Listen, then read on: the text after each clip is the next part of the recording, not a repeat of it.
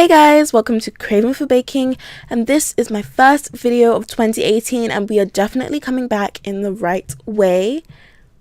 But most importantly, moving all of that aside, the skillet cookie recipe is to die for.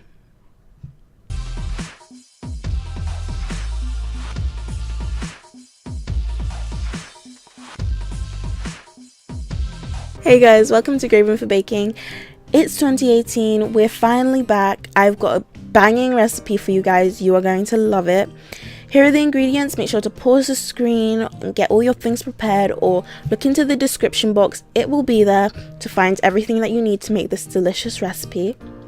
By the way, everything's changing, right? So if you want to see a new intro, just vote in the poll, yes or no. So here I've got my butter. I've melted it or warmed it up in the microwave for about 10 seconds just so it's nice and soft for me to work with, because if it's not soft then it's going to be all clumpy when we're mixing it, and that is not what we want. So I'm going to take my whisk and I'm going to whisk that up until it's nice and fluffy.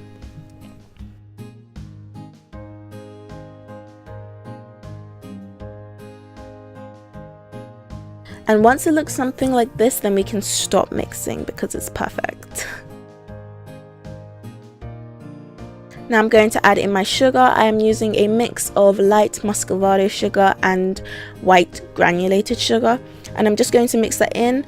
Using different sugars affects the way it turns out. So definitely you can go ahead and experiment with the sugars you use. You can use 100% muscovado sugar, or you can use 100% granulated sugar.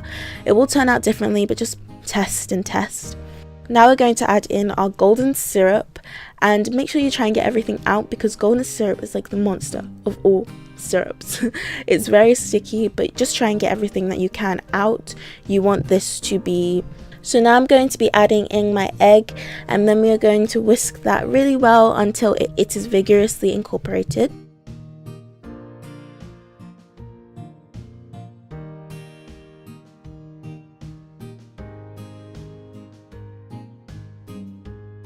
Then I'm going to be adding in my vanilla extract, and we don't need a lot of vanilla extract because it is not a vanilla cookie, it is just a chocolate chip cookie, and we don't want the vanilla to overpower but rather enhance the flavors. So we just mix that in, and once it looks something like this we can stop. Now we are going to alternate between our flour and our chocolate. So we're going to basically use a half of the flour or a quarter of the flour and then a quarter of the chocolate, and then keep alternating until everything is nice and combined. Also, what this does is it helps to properly incorporate the chocolate. So if we added in all of the flour and then we added in the chocolate, there may be one place with more chocolate than there is with, you know, just like cookie batter. So we want the chocolate to be evenly spread. That is also another reason why we do this.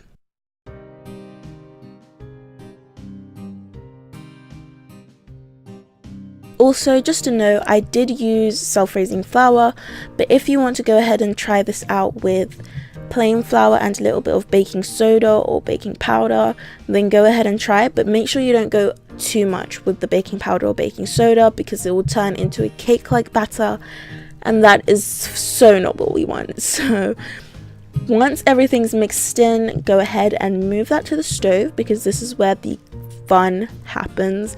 This is genuinely my favorite part of this recipe. But I'm going to be putting the skillet or griddle or whatever you're using, just make sure it's cast iron, onto about medium-high heat, and then I'm going to be melting some butter onto the pan just so that when we add in our cookie dough it doesn't stick and we won't be able to remove it, because that will be very, very unfortunate. So we're going to make sure to coat everywhere of that pan and then leave the butter to kind of properly melt. And then once it's nice and melted, we are going to go ahead and put on our cookie dough, and you want to make sure that you spread it evenly so that when it's cooking it doesn't have, you know, one side that's way larger than every other side. You want this to be an even cookie. And then we're going to leave it to cook, and eventually you should see it kind of get this kind of whitish like bubbling at the sides, and this means that it's good to go. We don't want to overcook this, we just want to get a bit bubbly and stuff, and the cast iron pan hot so that the cookie actually cooks properly.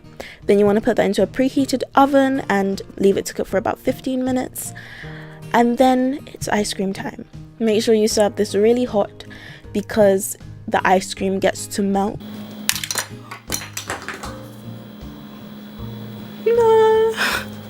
And that is just the most greatest thing known to man, melting ice cream on cookie. That is so good. So this is the finished recipe. Thank you guys so much for watching. It's a great recipe. Make sure you like, subscribe and comment, and I'll see you for my next one. Bye.